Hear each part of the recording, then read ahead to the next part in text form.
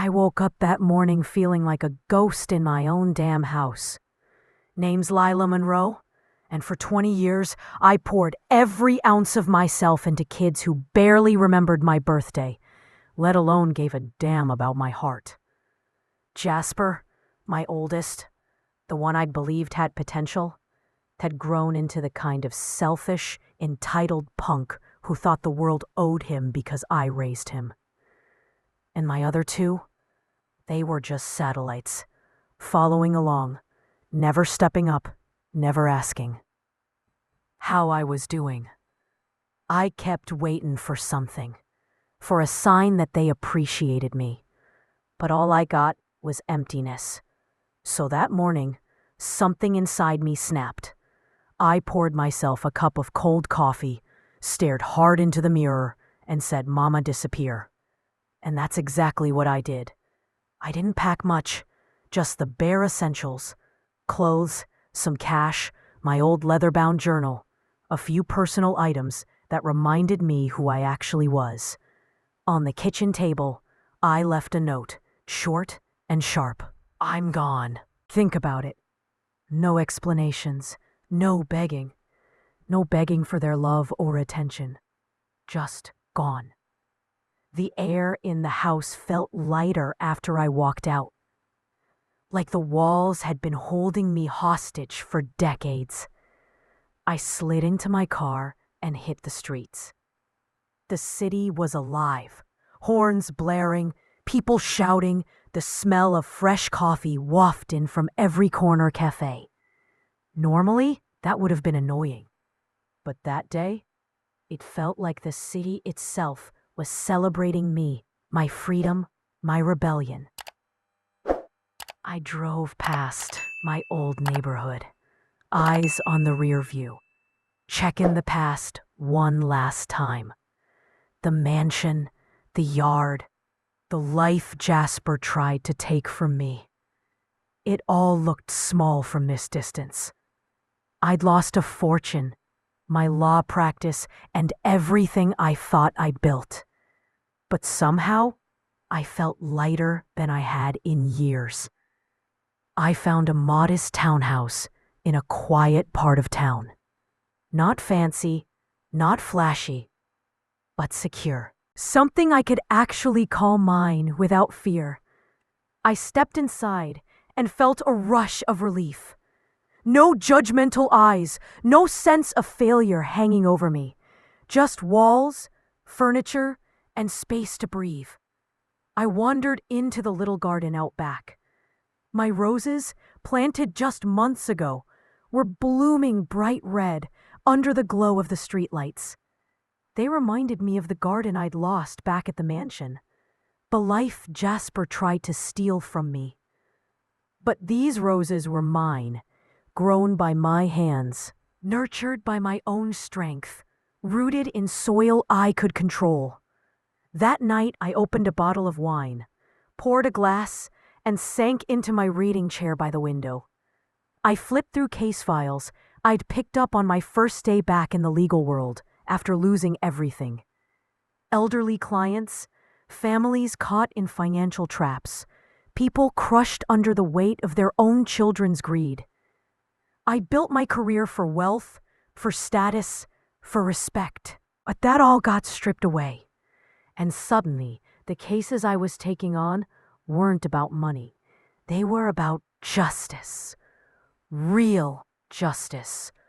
Protecting people who had no one else to turn to. Then my phone buzzed. It was Henry Black, old investigative journalist, turned law partner / father figure. "Lila, you alive?" he teased, and I laughed. A tired but genuine laugh. "Yeah, man, alive and kickin'," I said. We spent hours talking. Cases, strategies, and how we were going to expose family networks that preyed on the elderly. Henry had resources I couldn't even dream of. Together, we were going to make sure no one else suffered like I did. Jasper burned me, but I wasn't going to let that fire consume me. I was going to redirect it to protect others. As the night deepened, I thought about the irony. Losing everything, being betrayed by my own flesh and blood, had finally forced me to see the truth about myself. I spent decades chasing money, status, validation from people who didn't care. Now, stripped bare, I was starting over, and for the first time in my life, I felt alive, empowered, and focused. It wasn't about revenge or hatred anymore. Hatred takes energy, and I had better things to do. I had purpose, finally. I pored over old legal texts, case files, and evidence Henry had gathered. I mapped out my plan to not just help clients, but to actually dismantle the networks of family predators. The work was exhausting, but it filled me in a way money never could. Every story I read, every case I took on, reminded me why I'd survived Jasper's betrayal. It wasn't about him. Not anymore. It was about the people who didn't have a voice. The people who needed someone like me in their corner. Hours passed. I watched the roses sway gently in the breeze outside my window. My townhouse was quiet, safe, my own little fortress of purpose. 8 months ago, I'd been a victim, hiding from the son who had betrayed me.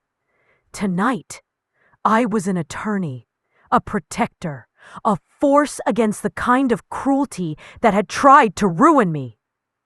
I still miss the naive trust I had once placed in family, still felt the pang of grief for the relationship with Jasper that could never be repaired. But those feelings no longer ruled me.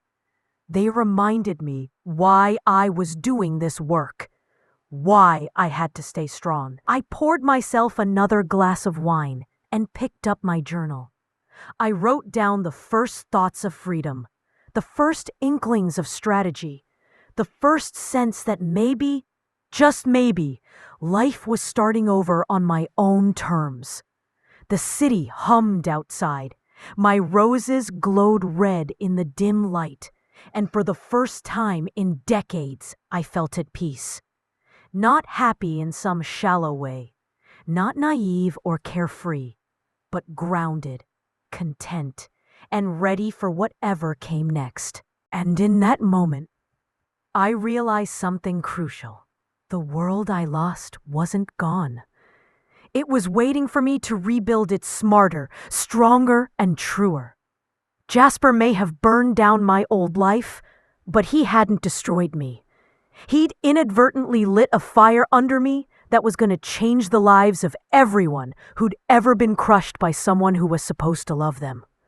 And baby, this was just the damn beginning. The next morning, I woke up before sunrise. The kind of quiet that hits different when you don't have a mansion full of echoing rooms reminding you of betrayal. I brewed some coffee, strong and black, the kind that makes you feel alive and ready to throw hands if needed. My townhouse smelled like fresh paint and roses, that mix of new beginnings and stubborn growth. I checked my phone. No messages from Jasper, thank God, but a bunch from clients and Henry. Henry's first text was simple. Meet me at the diner in an hour. Got something wild to show you. I chuckled to myself, grabbed my coat, and slid into the driver's seat. The streets were already alive, people hustling for their morning grind, coffee cups in hand, earbuds blasting the latest tracks. I loved it. Chaotic, loud, real life happening. And me? I was just another face in the crowd, invisible but powerful, like a ghost that finally learned how to haunt on her own terms. Diner smelled like bacon, eggs, and burnt coffee. The perfect start to plotting the day. Henry was already there, elbows on the table, smirk on his face. You ready for this? He asked, sliding a thick folder across the table. I opened it. Inside, names, numbers, accounts, photos, every scrap of dirt on a network of family predators who'd been swindling elderly folks across the state. It was messy, ugly, real. "These people," Henry said, voice low.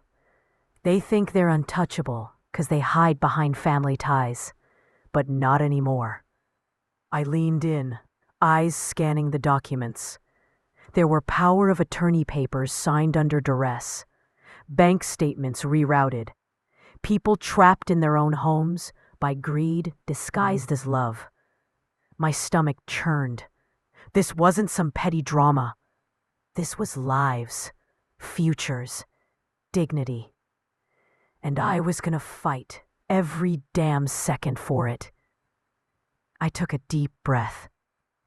"We're gonna need evidence, witnesses, maybe even some undercover work. This isn't just paperwork, it's war." Henry laughed, a short, sharp burst. "War sounds fun. You ready for it, Lila?" I grinned, the thrill of righteous rage coursing through me. Born ready. After the diner, I drove to my office, a small, modest space that smelled like paper and determination. I went through the cases we'd taken on while Henry and I strategized, mapping out which clients needed urgent protection and which predators were easiest to trap. Mrs. Hayward was at the top of the list. Her grandson, Tommy, was pushing her hard for the power of attorney. I'd meet her tomorrow, but tonight I studied everything I could find on him. Emails, phone records, previous complaints. He was sly, arrogant, and thinking he could manipulate her like he had so many others. By afternoon, I was in motion. Phone calls, emails, coordinating with local authorities, making sure our clients had some kind of shield before they realized they were even being protected. It was exhausting, but it felt right. I wasn't just chasing justice, I was handing it out, one case at a time. Jasper may have torn down my old life, but every step I took now was proof that I was stronger, smarter, and more focused than I'd ever been. Later, I took a break and stepped into the backyard. The roses swayed gently, petals glistening with the last drops of afternoon rain. I ran my fingers over one of the blooms, and for a second, I let myself remember the pain, the betrayal, the loss. But I didn't linger. I had work to do, and there was no room for pity parties in this life. My reflection in the glass door stared back at me. Leila Monroe, survivor, fighter, protector. The woman Jasper thought he'd broken was still here, stronger, sharper, ready to take the world down a peg or two if it meant saving someone who couldn't fight for themselves. Evening rolled in, streetlights flickering on, painting gold stripes across the floor. Henry called. "Big win today.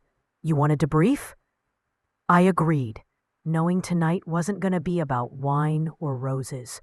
It was about strategy, evidence, and plotting our next moves.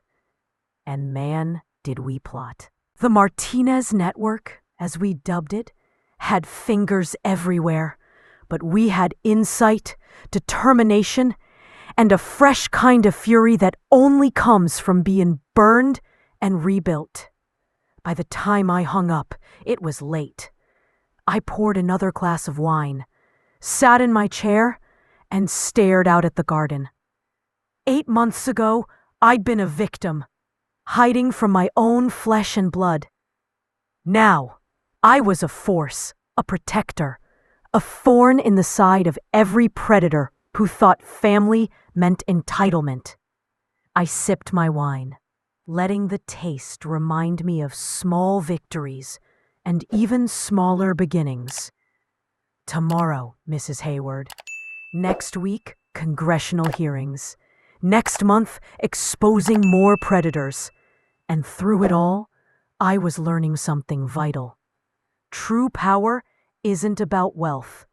It's about what you fight for, what you protect, what you don't let anyone steal from you. The night grew quiet, the roses bathed in moonlight.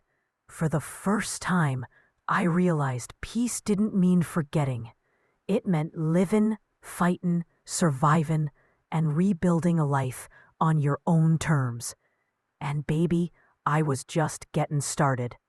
Next morning hit like a freight train, and I was already out of bed before the sun even thought about rising. I brewed my usual triple shot coffee, the kind that hits your chest like a wake-up slap, and started running through the day in my head. Mrs. Hayward. Tommy. The Martinez Network. It was all real now. No more theory. No more sit back and think kind of days. Every call, every file, every little email could tip the balance, and I wasn't about to drop the ball. I pulled on my jacket, grabbed my bag, and hit the streets. The city was alive, morning chaos buzzing, delivery trucks honking, joggers sipping lattes, kids trying not to trip over their own backpacks. I loved the noise. It made me feel part of something bigger, not trapped in a life of betrayal and fake smiles. I was in motion, and motion was freedom. Pulling up to Mrs. Hayward's place, I noticed the nervous tension in the air, even before I rang the doorbell. She opened, her hands wringing a dish towel, like she was trying to squeeze courage out of cotton. "Miss Monroe," she said, voice shaky, but determined. "Thank God you're here." I stepped inside, taking in the subtle signs of Tommy's manipulation. Papers scattered, little notes he'd left trying to guilt her, the faint scent of fear mixed with perfume. "Ma'am," I started, voice calm but firm. "We're gonna get through this. He can't scare you. Not while I'm standing right here." She gave a tiny nod, eyes glistening. I set my bag down and started laying out the plan. Evidence we'd gathered, security measures she could take immediately. Calls to banks and attorneys to freeze anything Tommy tried to touch without her consent. Her eyes widened with each detail, relief mixing with disbelief that someone was finally fighting for her, not against her. Hours passed, like minutes, as we sorted through the mess Tommy left. Each discovery of forged signatures or financial tampering fueled me like gasoline in a fire. "He thinks he's slick," I muttered under my breath. "But he ain't slicker than us." Mrs. Hayward laughed. A short, breathy thing that felt like music after months of silence and tension. For a moment, I let myself savor it. Tiny victories, yeah, but sweet ones. By noon, we'd locked down accounts, contacted authorities, and set up a timeline for any suspicious activity. "You feel safe now?" I asked. She nodded slowly, hand over her chest. "For the first time in months," she whispered. I smiled, but there was no room for celebration. This was only round one. I left her house and hopped back in my car. Henry's text lit up my phone. "Got a lead. Meet me." I already knew the drill. He was always cooking up something, his mind never resting. Driving across town, I thought about the strange twist of fate that brought me here. Jasper tried to destroy me, steal everything, turn me into a ghost of my own life. But now, I was the ghost, yeah, but one that could walk through walls, expose secrets, and take names. Henry's garage doubled as our strategy room. Whiteboards, case files, laptops, evidence sprawled everywhere. He waved me over, excitement crackling in his eyes. "Check this," he said, pulling up a screen full of transactions. Martinez Networks got a new branch, out of state. We might be able to tie them to every city they've touched. I leaned in, eyes sharp. Every number, every name, every odd transaction was another thread we could pull, unraveling the whole mess. "All right," I said, running a hand through my hair. "We're going full throttle. Surveillance, undercover checks, subpoenas where we can. We hit 'em fast and hard." Henry grinned, always loving the chaos we thrived in. "And we keep it quiet. Public leaks can ruin evidence. We're ghosts, Lila. Ghosts with a vendetta." I laughed. Exactly what I needed. Humor in chaos, sanity in madness. Later, I headed back to my place, mind buzzing with strategies. Pulling in, I noticed the roses in the garden, petals glowing under street lamps. Delicate yet defiant. Kinda like me, I thought. I poured a glass of wine, sank into my chair, and pulled out a stack of case files. There was no rest. Not really. But I didn't mind. Each page, each note, each plan reminded me I wasn't just surviving. I was reclaiming life, purpose, and power. By evening, I was deep in research, follow-ups, and calls. Some clients I had to reassure, some I had to nudge toward action, and some, like Tommy, needed full-on exposure. Every email, every witness statement, every phone record was a puzzle piece we were piecing together to reveal the bigger picture. The predators hidden behind family titles, the ones thinking they could cheat, lie, and intimidate their way through life. Henry called again around 9 p.m. "Lila, you alive?" he asked.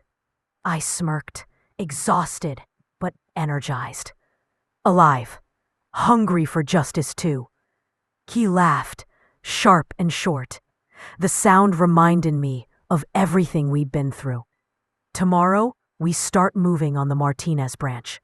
Surveillance first. Get ready to roll out early." I nodded, though he couldn't see me. Already, I was mentally packing my gear, reviewing files, strategizing moves, like a chess game, where every pawn was someone's future. As I finally sank into bed, the city hummed outside. Sirens, late-night walkers, distant music. For a moment, I let myself reflect. 8 months ago, Jasper tried to erase me, make me disappear. Today, I was everywhere, protecting lives, fighting scams, taking names, breaking cycles. The pain he caused didn't define me anymore. Every sleepless night, every strategy session, every client saved was proof that destruction could birth strength.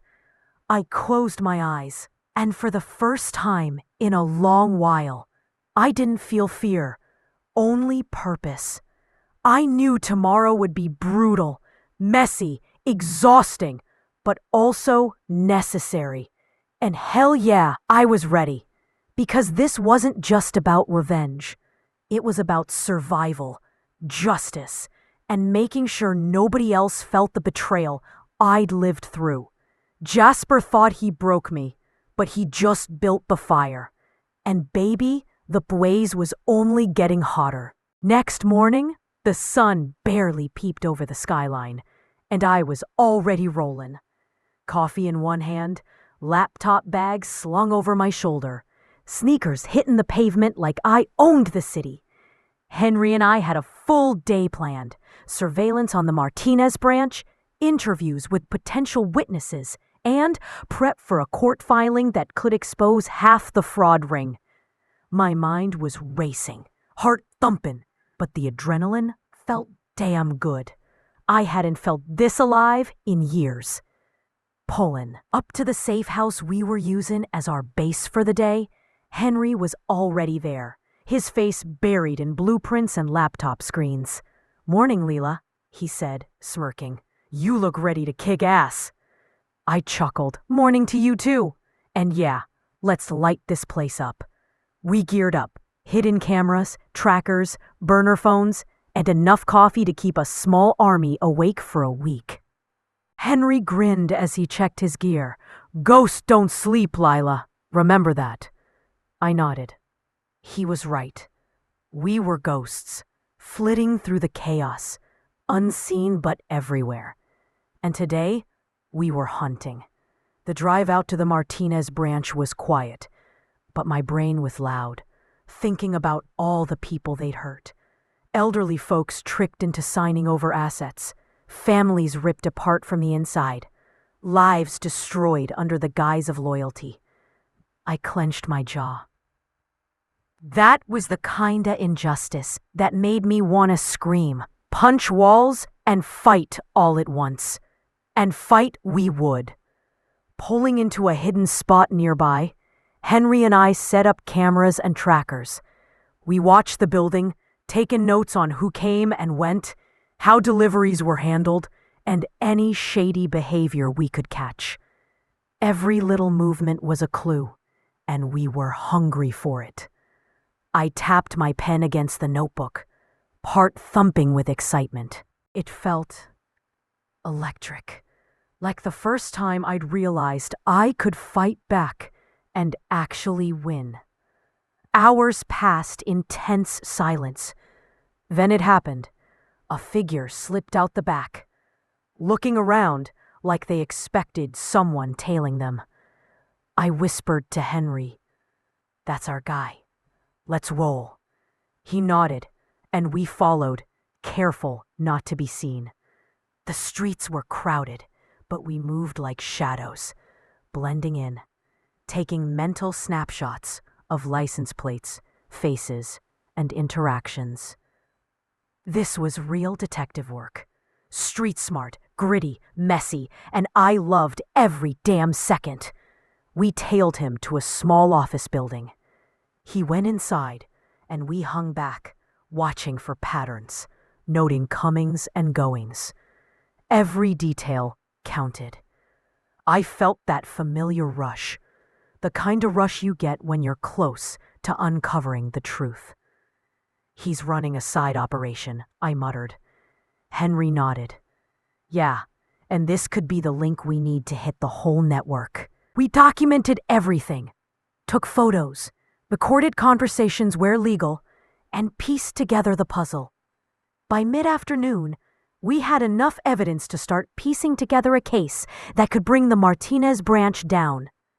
But Henry, ever the strategist, reminded me, "Patience, Lila. Timing's everything. One wrong move, and they vanish like smoke." I agreed, keeping my cool, even though my blood was buzzing with excitement. Later, we grabbed a quick bite at a diner nearby. Cheap coffee, greasy eggs, and fries that somehow tasted like victory. Between bites, we ran through the next steps. Subpoenas, witness prep, and documentation. Every piece of evidence we collected would be critical in taking down a network that thought it was untouchable. I sipped my coffee, heart steadying, and smiled. This was what I was built for. Not the money, not the flashy life, but the fight, the justice, the chance to save people who couldn't save themselves. Back at the safe house, we spread out all the evidence like a crime board in a movie. Notes, photos, recordings, financial records, we had it all. I stepped back, breathing deep. "We're close, Henry. Close to shut this whole thing down." He nodded, tired but grinning. "And when we do, people are gonna realize we weren't just lucky. We were relentless." I smirked. Damn straight. Evening came, and I finally allowed myself a small break. I walked to the window, looking out at the city lights twinkling, the hum of life never stopping. I thought about Mrs. Hayward, about the families we already protected, about every person who trusted us to fight when they couldn't. And I thought about Jasper. Yeah, him. He thought he'd buried me, but he just built the fire that kept me burning brighter than ever. Henry called me back to the board. Lila, we got a new lead. Martinez's inner circle is talking. They think we're not watching, but they're wrong. I smiled, adrenaline spiking again. This was the game, and we were playing it better than anyone else. Every tip, every document, every witness we prepped was another nail in their coffin. I leaned in close, studying every detail. Let's make it count, I said. By nightfall, our plan was solid. Surveillance for tomorrow, subpoenas ready. Witness prep complete. I grabbed my bag, ready to call it a day. But there was a strange satisfaction in knowing we were one step closer to taking down the whole operation. I felt powerful, not in a flashy way, but in a way that mattered. Powerful enough to change lives, to protect people, to fight for what's right. Before bed, I checked on Mrs. Hayward one more time. A quick call, hearing her laugh, knowing she felt safe, even for a moment, made every long hour, every risk, worth it. Justice wasn't about revenge. It was about protection, about integrity, about showing the world that nobody, no matter how big, no matter how sneaky, could exploit the weak without consequences. Laying in bed, I let the city sounds lull me, the hum of life outside echoing in rhythm with my heartbeat. I thought about tomorrow, about the battles ahead, and felt ready. I was alive, I was strong, and I was finally taking the fight to the people who deserved it. And damn, it felt good. Tomorrow, we'd move closer to the end game. But tonight, I let myself breathe, even smile, even feel a little peace. The fire Jasper tried to snuff out? Yeah, it was blazing now, unstoppable. Next day hit hard and fast. The city was already buzzing when I rolled out, coffee still warm in my travel mug. Henry was waiting at the usual spot, eyes sharp, posture tight. You ready to shake the hornet's nest? He asked. I smirked. Born ready. Today was big. We were serving subpoenas to key players in the Martinez network, and I knew it was going to rattle more cages than a hurricane in a bird sanctuary. We hit the streets, taking routes that gave us eyes on every angle, making sure no one spotted us before we struck. Henry drove, me navigating, our gear packed tight in the trunk. Burners, hidden cams, evidence folders. We were loaded for bear. The network had underestimated us for too long, and today we were going to remind them who's really running this game. First stop, a shady office downtown, where one of Martinez's accountants was working. I checked my notes. This guy controlled the cash flow for half the operations. Getting him to spill meant we could map out the rest. We rolled up, acting casual, and I knocked on the door. Accountant guy opened, suspicious as hell, eyebrows nearly touching his hairline. I flashed a polite smile. Morning, Mr. Klein. We just need a quick chat about your records. Won't take long. Henry stayed behind me, eyes scanning the room, while I pulled out the subpoena. Klein's face fell when he realized we weren't playing. Sweat beaded on his forehead. Okay, come in. I led the way, careful not to show the excitement buzzing in my chest. Today was the day we started cutting the strings. Klein flipped through the papers, muttering about legality and lawyers and all the stuff that wouldn't save him. Henry took notes silently, watching like a hawk. By noon, we had statements, documents, and a map of who controlled what. within the Martinez hierarchy. Every file we grabbed was another thread we could pull, unraveling. A web of deceit that had hurt so many. "We're getting there, Leela," Henry said, voice low, filled with that mix of tired and excited. I nodded, jaw tight. We were close. Damn close.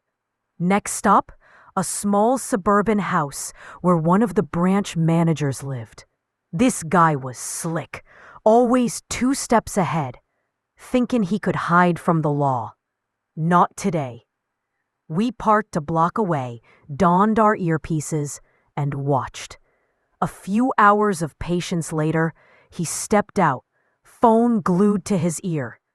We followed at a safe distance, recording movements, taking mental snapshots of vehicles and times. Every detail was a nail in the coffin. By late afternoon, we regrouped at the diner, our unofficial command center. Pancakes, scrambled eggs, and more coffee than a normal human should drink. Henry and I spread out the day's evidence. "Leela," he said, pointing at the board. "Look at this. With what we got today, we can tie 5 branch managers to the elder fraud scheme. That's huge." I leaned in, tracers in my hand, linking names and transactions. "Yeah, and tomorrow we go bigger." Evening rolled in, but we weren't done. We needed a plan for witness prep. Elderly victims who'd been intimidated, scared to speak out. I made calls, reassuring them, letting them know we had their backs. "You're safe," I said on the line to Mrs. Harding, a sweet lady who nearly signed over her life savings. "We're here for you. You won't be alone in this." Her voice cracked, gratitude heavy in her words. That was the fuel I ran on, the real lives we were saving. Nightfall came, and Henry and I finally breathed. Spread across the safe house table were files, statements, recordings, and photos. The network had no idea how close we were to exposing the whole damn operation. I leaned back, stretching muscles I didn't even know were sore, and smiled. "Feels good, don't it?" Henry nodded, eyes tired but gleaming. "Feels like justice in motion." I looked out the window at the city lights, flickering like tiny fireflies. 8 months ago, I'd been a shell of a person, hiding from betrayal, feeling powerless. Now, I was a storm, focused, relentless, and hungry for justice. Every step we took, every case we uncovered, every family we protected, that was real power. Not money, not fame, not status. Power to make the world right, at least a little. Before calling it a night, I prepped for tomorrow.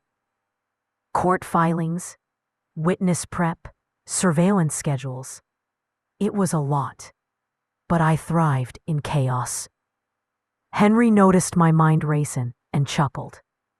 "Leela, you ever gonna sleep?" I smirked. "Sleep's overrated when you're busy saving lives." He shook his head, grinning. "Crazy, but I like it." I took a quiet moment for myself, pouring a glass of wine and watching the city buzz below. The streets were full of people living their lives, unaware of the battles going on just above them. I thought about Jasper again.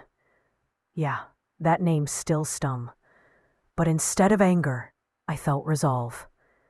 He tried to break me, tried to steal everything I had. But look at me now. Alive, strong, in control. His betrayal didn't destroy me. It forged me into someone unstoppable. Henry called me one last time before bed, giving me the rundown of tomorrow's early plan. I listened, nodding to every detail. We were ready to expose, ready to fight, ready to protect. I hung up, took a deep breath, and let myself sink into the chair by the window. The roses outside were still in bloom, petals glowing under the streetlights, a reminder that even after storms, beauty could grow. Tomorrow was another long day, but I welcomed it. The network was fallen, one thread at a time, and we were the ones pulling. I closed my eyes, heart steady, mind sharp. I was done hiding. I was done running. Leila Rivera was back, and stronger than ever. Tomorrow we finished what we started. Tonight I rested with purpose. Let the quiet hum of the city remind me why I fought, and knew that no matter what came next, I would never stop. Justice wasn't just a goal. It was my life now. The sun barely peeked over the skyline when my phone buzzed. Henry's text. Eyes open. Big day ahead. You ready? I chuckled, slid out of bed, and brewed a cup of coffee strong enough to wake the dead. Today wasn't just about subpoenas or court filings. It was the big league. Martinez's inner circle was finally within reach, and I could feel the tension in my chest, like the city itself was holding its breath. I met Henry at our usual diner, but even our regular spot felt electric this morning. The place smelled like sizzling bacon and burnt coffee, and the waitress gave us a side eye, like she knew we were about to storm a mafia meeting. "You two look like trouble," she said, smirking. Henry grinned. "Only the fun kind." I laughed, but my mind was already running through the day's game plan. By 9, we were parked 2 blocks from a high-rise in downtown. Martinez's finance boss was scheduled for a meeting in the penthouse office, and we had an invite in the form of a court order. I tightened my jacket pockets, double-checked my recorder, and slid the papers into a sleek leather folder. The stakes were higher than ever. One wrong move, and this whole investigation could crumble. We stepped inside, flashing badges casually, looking like any other late-morning business consultants. The elevator ride up was silent but tense. Henry gave me a subtle nod, our code for stay sharp. The door opened and the office was pristine. Floor-to-ceiling windows, a mahogany desk that probably cost more than my townhouse, and the man himself, slick as oil, standing with a grin that didn't reach his eyes. "Morning," I said, voice firm. "We need to talk about your financial records." He laughed, dismissive at first, but when I slapped the subpoena on the desk, the humor drained. Sweat formed along his temple.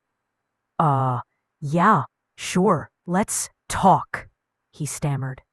Henry leaned against the wall, silent, watching every twitch, every blink. I guided the conversation, making sure we got the info without giving away our bigger plan. By the time we left, we had enough dirt to light up half the city. Tax fraud, offshore accounts, shell companies. The Martinez empire was shakier than a house of cards in a hurricane. Later, I hit the streets, phone ringing off the hook. Clients, victims, witnesses, they all needed updates, reassurance, a human voice in the chaos. I took a call from Mrs. Harding while walking to the car. "Leila, I didn't know anyone cared," she whispered. My chest warmed. "We got you, Mrs. H. You're not alone anymore." Every call was a reminder of why I fought, why I endured, why I kept pushing even when it felt like the world had stacked itself against me. By afternoon, we were surveilling another Martinez property, this time a warehouse on the edge of the city. Cameras hidden, notes scribbled, Henry and I whispering strategy. The men coming and going were oblivious to our presence, but we tracked every car, every handshake, every package. One slip-up could have cost us weeks of work, but luck was on our side, and careful planning made sure we stayed invisible. Evening rolled in, and we met up at a quiet park to debrief. Spread out across the bench were notebooks, photos, recordings. "We're closer than ever, Lila," Henry said, eyes bright despite the long hours. "The Martinez inner circle, it's just a matter of time." I nodded, exhausted but alive with adrenaline. Yeah, and every day we wait, more families get protected. That's what counts. On the walk back to my car, I caught a glimpse of myself in a reflective building window. Tired eyes, disheveled hair, but there was fire there. Months ago, betrayal had left me hollow, and now every scar was a badge of honor. I wasn't just fighting for revenge. I was rebuilding a life that actually mattered. Dinner was a quick stop at a food truck, tacos and soda, because fancy meals weren't part of this grind anymore. Henry and I laughed over burnt tortillas, talking strategy like old friends who'd been through hell together. There was comfort in it, a rhythm born of shared purpose and mutual respect. We knew the stakes, but we also knew we had each other's backs. Back at the townhouse, I checked in on my garden. The roses glowed under the streetlights, petals open wide, defiant. They were a reminder that growth didn't need perfect conditions, just resilience and care. I smiled, pouring a small glass of wine and settling into the chair by the window. Case files waited, emails piled up, but for a moment, I let myself breathe. The fight wasn't over, but I had never felt more alive, more capable, more unstoppable. Henry called before bed, voice quiet but firm, going over tomorrow's plan. Early court appearance, witness prep, then meeting with federal investigators. My mind raced through the schedule, every detail accounted for. We were close to dismantling Martinez completely. But I knew the real challenge wasn't just catching criminals. It was protecting the people who'd been hurt. Lying in bed later, I thought about Jasper again. Not with hate, not with pain, but with clarity. Betrayal had been a storm, but it had stripped away the useless stuff, left me raw, sharp, and determined. He didn't destroy me. He gave me the push I didn't know I needed. And now I was in control, saving lives, exposing evil, reclaiming purpose. Tomorrow we would push further, dig deeper, protect more.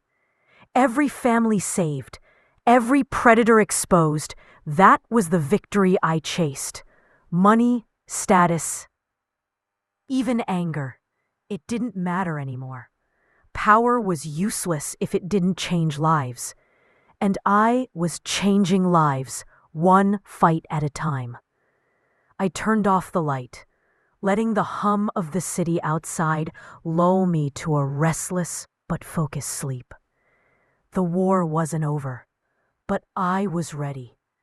Lila Rivera had stepped out of the shadows, and no one, no network, no betrayal, no challenge could stop her now. I woke up to the hum of the city and the smell of brewing coffee. My ritual, my armor. The streets were already buzzing with honks and footsteps, but I was focused. Today was the congressional hearing. My moment to show the world what financial elder abuse really looked like. I slipped on my jacket, grabbed my briefcase, and headed out, heart pounding but steady.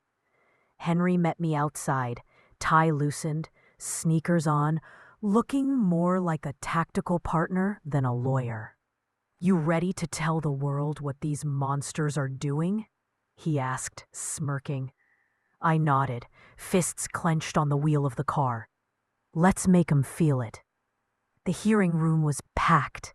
Cameras, reporters, politicians, and the victims who'd been brave enough to step forward.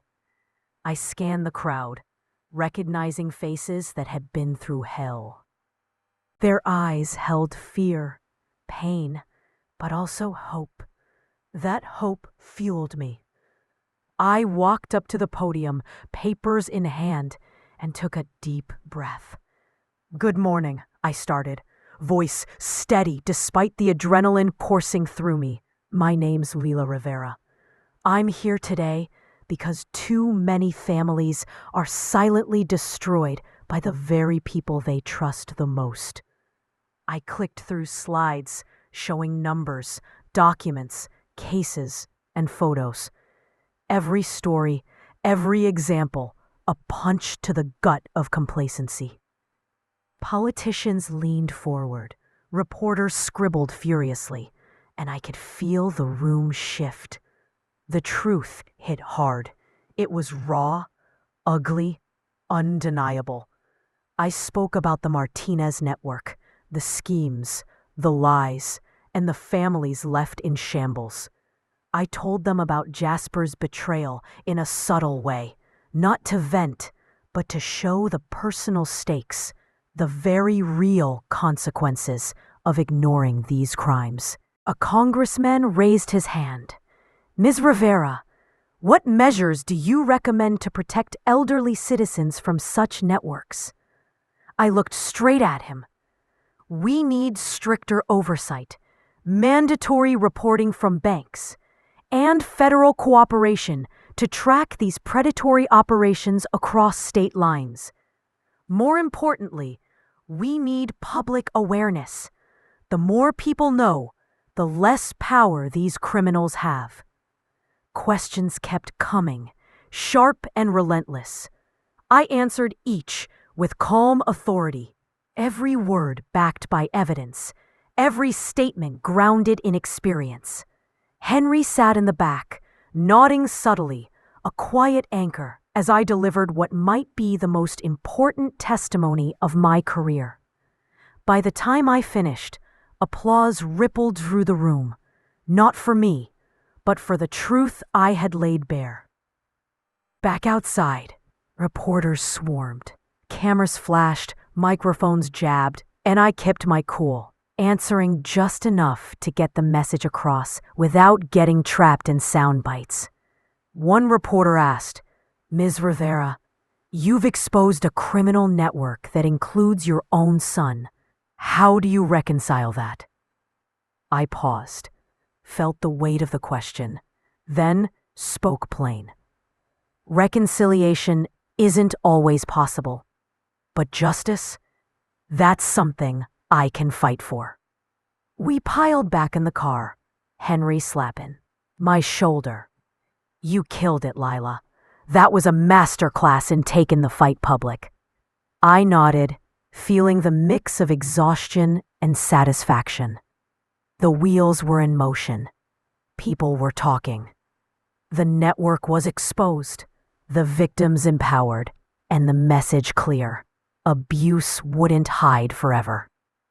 Evening rolled in, and we were back at the office, sorting through new tips, calls, and leads. Every family saved, every predator cornered. It was a rush, unlike any other. I leaned back in my chair, thoughts drifting to the roses outside my window, the small symbols of growth and resilience. Life had been ripped from me, rebuilt, reshaped, and now I was in control. Henry popped his head in. You want a quick bite? We earned it. I smiled, grateful for the small human moments amidst the chaos. We grabbed sandwiches, sat in silence for a moment, just enjoying the city buzzing around us. You know, he said finally, all those years of pain, betrayal, sleepless nights, it led to this. And I gotta say, Seeing you like this, it's something else." I laughed softly, tired but proud. "Yeah, it's wild. Wouldn't trade it though. Every scar, every fight, it built this." I gestured to the papers, the files, the work that filled the room. This wasn't just survival. This was impact. This was legacy. Later I drove home, the city lights reflecting in puddles from a sudden rain. My townhouse felt warm, a sanctuary after the storm. The roses swayed gently, petals wet but vibrant, a reminder that growth wasn't about perfection. It was about persistence. I poured a glass of wine, opened a case file to prep for tomorrow, and let the quiet seep in. Before sleep, my mind wandered to Jasper. Not in anger, not in bitterness, but with a strange sense of closure. He had been my storm, my betrayal, but also indirectly my teacher. He pushed me to the edge, and I had discovered I could fly. No forgiveness yet, maybe never, but clarity, purpose, and power in my own hands. Henry called one last time that night, updates on leads, but also just to check in. "Tomorrow, more families, more justice," he said, "and we're getting closer to the core. Martinez's heart is exposed." "They're scared." I smiled, hung up, and let the city hum me to sleep. Sleep came hard but deep, exhaustion mixed with triumph. The fight wasn't over, but the path was clear, and I had never felt more alive. Tomorrow, I'd keep saving lives, exposing criminals, protecting the innocent. The city, the roses, the families. I was home in the only way that mattered, standing tall, fighting back, and knowing my purpose. Leila Rivera wasn't just surviving, she was thriving, and the world better be ready. Morning hit with that usual city chaos, the honks, the chatter, the smell of bagels and diesel, but I was ready.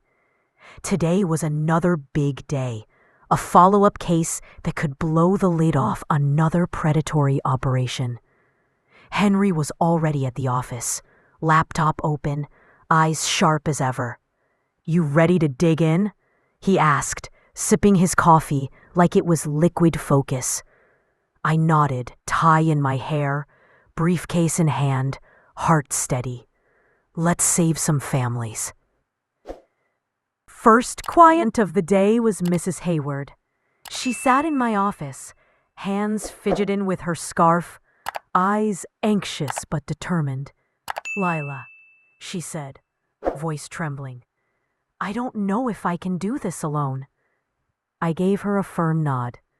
"You're not alone, ma'am. You got me, and you got the law on your side." We went through the documents, the phone calls from her grandson, the manipulations, the threats. Every detail mattered. Every lie mattered. And she needed to see the truth for herself, to understand how she was being trapped. By the end of the session, I watched relief wash over her face. She wasn't just safe, she felt empowered. That was the reward that money could never buy. The same feeling hit me over and over as the day unfolded. A client call here, a deposition there, Henry's guidance, my own instincts firing on all cylinders. Justice was more than a word.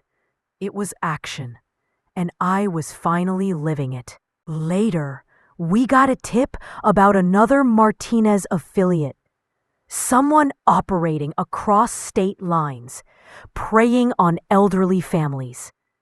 Henry and I dove in, analyzing records, tracking financial trails, connecting dots.